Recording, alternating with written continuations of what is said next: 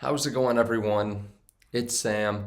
Today we're talking about why it might be the best idea not to sell your cryptocurrency, but just to hodl long term. Now, of course, before we even get started, I'm not a financial advisor, I'm not a tax specialist, I'm not anything like that. But I will break down some tax laws here in the US. I will look at the crypto market overall and maybe break down for you why it might not be the best idea to try to time the market in crypto even with the coming bear market. Let me be clear about something. A lot of us are in different tax brackets. A lot of us have different risk appetites. A lot of us think crypto is going to different levels or different market caps over time. So everyone's exit scenario should be different. Exit strategy should be different. If you want to stay through to the end, I'll explain what most people do. My situation is probably a little bit different, but I'll explain that if you stay through to the end. So let's talk about this here today. If you guys don't mind dropping a like, I appreciate that. Now, why am I talking about maybe not even selling? Because we've had so many really obvious bear markets so far. So Bitcoin has been around for about 11 years now. And you can see, and this has been talked about a lot on YouTube specifically, you can see very specific times where Bitcoin went through a bear market. So we had a bull market in 2013, back here. We had a bull market in 2017, and then in 2020 and 2021 now too. So we have seen an obvious bull market here over the last year. And a lot of people are talking about exit strategies because while we're seeing Bitcoin go up, and usually we see a blow off top, a lot of people are talking about, okay, what are we going to do at the top? Because a lot of these people have been burned pretty bad where they held on to Bitcoin at 16, 17,000 and it fell all the way to 3,000. And a lot of them have big amounts of Bitcoin that they do not want to lose, 80 to 90% of their bag's value, especially because it's worth millions of dollars at this point. Now, personally, I have a portfolio that's in the $100,000 to $200,000 range for crypto. And I want to tell you why I plan on holding most of it through the bear market. So just so you know ahead of time, there's something that we have to talk about in taxes here.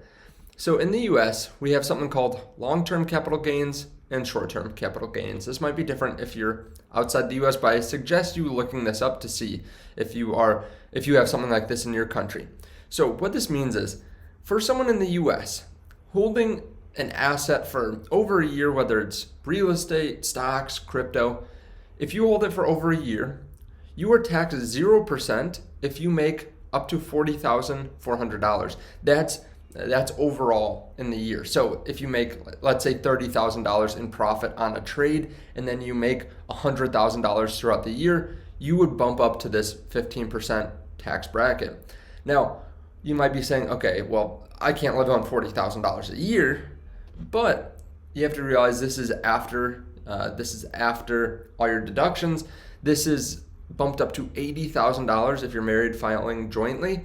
And the thought process is you hold on to your assets until you are retired, and then you don't need as much. You're not making anything from your income or from your day job. Maybe you make a little bit on the side or something, but then you can get about $80,000. Now, if you have kids, that even bumps up more because of different tax credits and tax deductions, but you can still make about six figures if you're married without having to pay any taxes on long-term capital gains. Now, if you hold it for under a year, and this is not a tax advantage account, so most people don't hold crypto in tax advantage accounts, you have short-term capital gains, which moves over to just your income bracket. So for example, if you make $40,000, you're taxed at 22%. So let's say you make $45,000 after all deductions, and then you make $20,000 on a trade throughout the year, you would have to pay 22% tax on that trade. So just to be clear too, this is just the profit from the trade. So if you make $20,000 worth of profit, you would move up into this 22% tax bracket. So that $20,000 worth of profit would be taxed 22%. And that is why I am highly considering not selling the majority of my crypto. So like I said, you'll be bumped up into these categories. This year, I will probably be in this category, the 35%. And I realize not everyone's in the same category, but let's take a look at what this would mean. So we have a couple different examples here. Let me black this out just so that it's not distracting here. We have a couple different categories, or a couple different examples. Let's say you bought Cardano at $1.25. So pretty good cost basis. We saw $1 recently. It fell down to about $1.01 or 2 cents. Let's say you bought 9,000 ADA tokens. That's about my position in ADA right now, and that's about my cost basis. So you have that cost basis. You would have paid about $11,250. Let's say you sell at $2.75, and the different examples will give different selling points. That means that you would sell at about $24,750. At least that's how much would come back to you. So you would profit about $13,500. But let's say you're in the 35% tax bracket, like I'll be. That means that you would have to pay taxes of about $4,725. That's if you have not held onto this for a year. So your profit after taxes is about $8,775 instead of the $13,500. So your take home is about $20,000.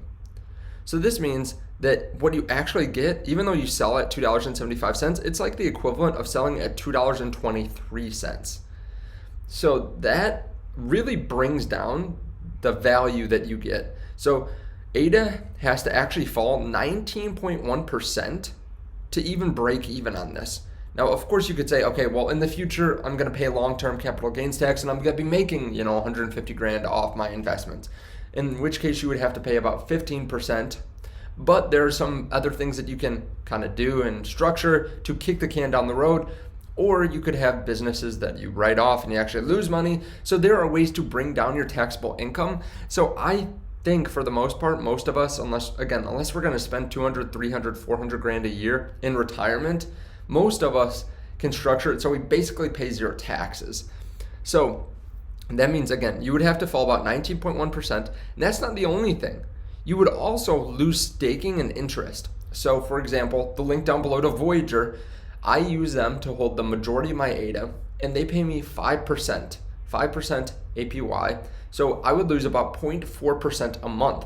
So every single month that it doesn't fall, I lose out on some interest. So that's something to consider. So every single month, my value that this actually has to fall down to actually goes lower.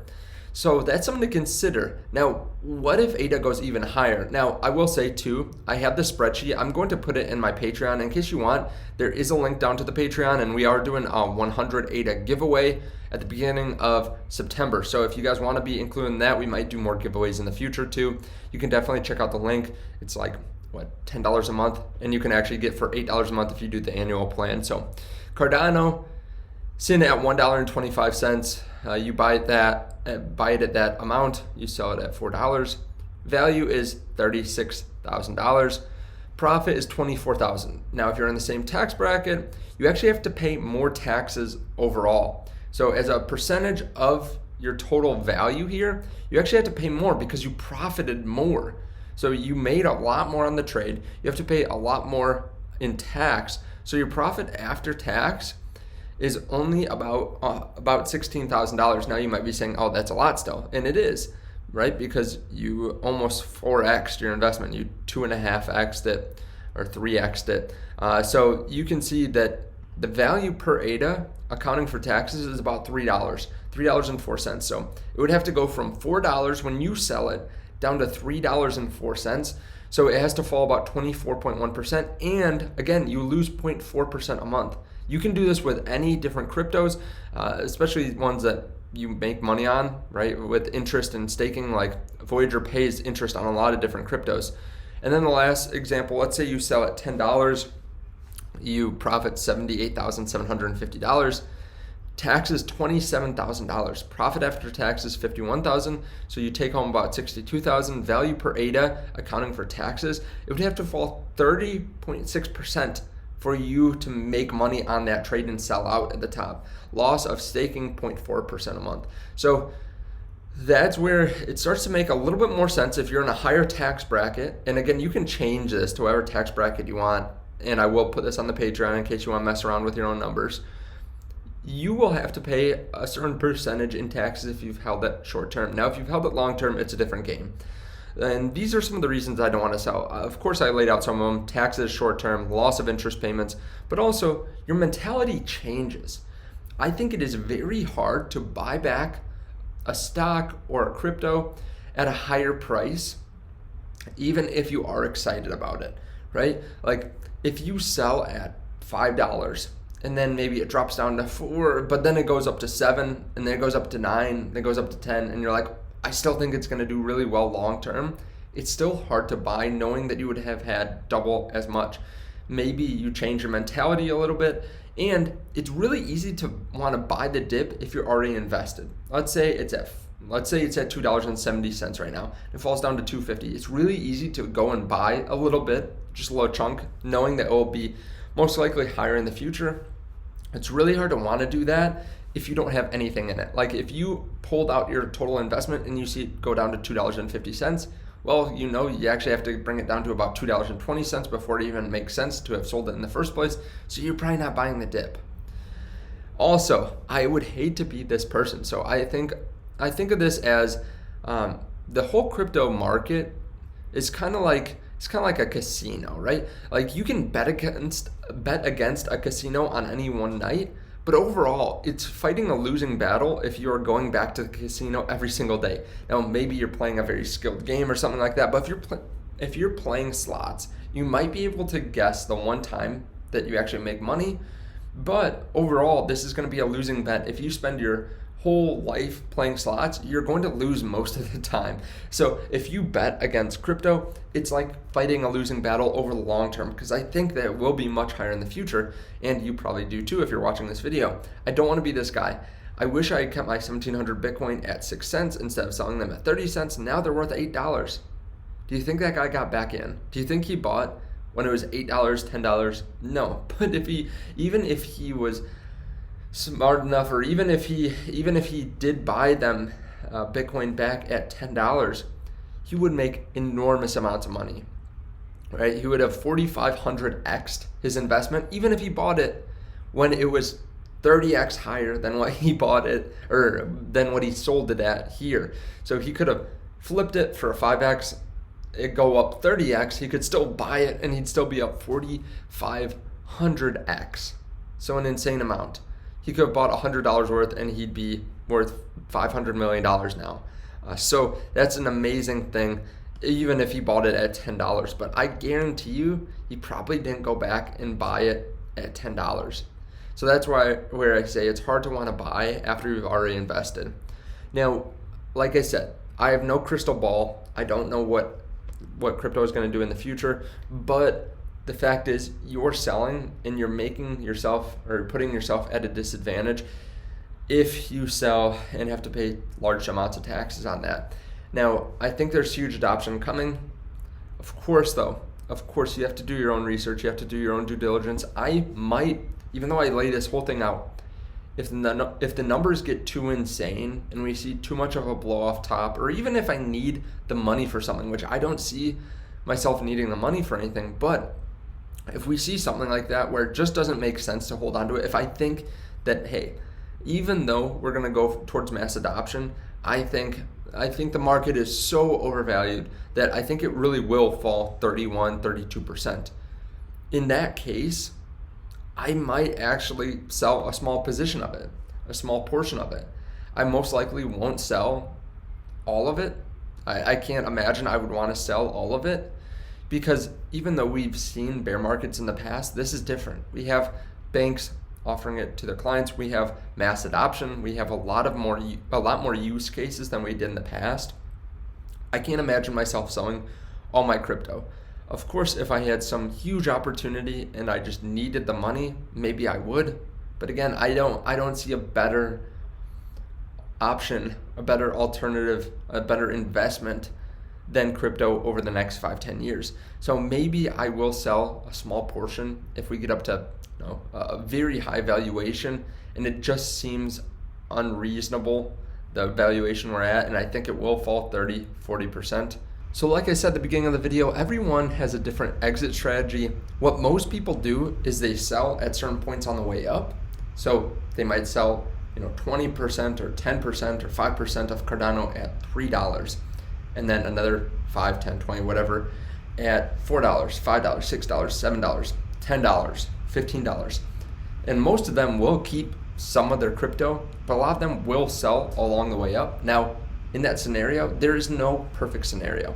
If Cardano goes up to $15 and you sold 5 or 10% at $5, you're probably not going to feel real great about that percentage that you sold, because it could be worth 3 times as much. But none of us have a crystal ball. All of us are just trying to make the best decision with the probabilities that we lay out and that we think about. So of course, if you're watching this and 3 months from now you come back and you say, man, you really screwed up, you should have sold at this level. Of course, I didn't know what's going to happen.